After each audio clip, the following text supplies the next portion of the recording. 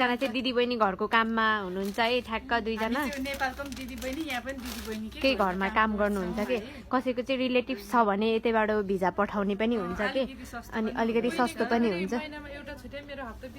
उता every Sunday छुट्टी छ एभ्री सन्डे छुट्टीमा काम पनि गर्न मिल्छ है पैसा एक्स्ट्रा पैसा पनि कमाउनु पार्ट टाइम त्यस्तो हुन्छ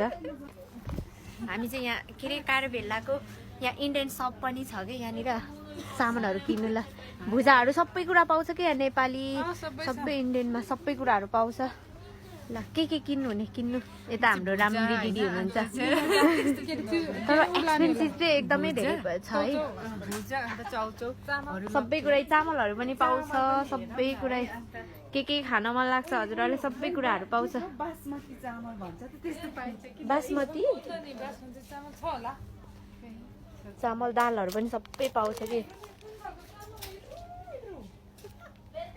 कुन चामल हो र त्यो यो त मिठो हुन्न होला है यो त मिठो हुन्न कति राम्री आउनु भएको छ कि यता हेर्नु न राम्री चाहिँ छैन तिमीसँग भेटेर कस्तो खुसी लाग्यो मैले कति धेरै भिडियो हेर्थेँ भाइ उसको म त ठ्याक्कै उही त लाग्यो अनि फेरि दिदीलाई भन्यो तिमीहरू यता कति चाहिँ थिएँ ओ दिदी उसलाई त मैले कहाँ त होइन भिडियोमै देखेको हो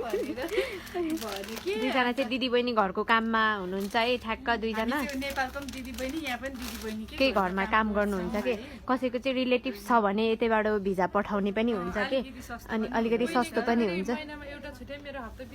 उता एभ्री सन्डे छुट्टी छ एभ्री सन्डे छुट्टीमा काम पनि गर्न मिल्छ है पैसा एक्स्ट्रा पैसा पनि कमाउनु जहिले पार्ट टाइम पार्ट टाइम त्यस्तो हुन्छ त्यही हो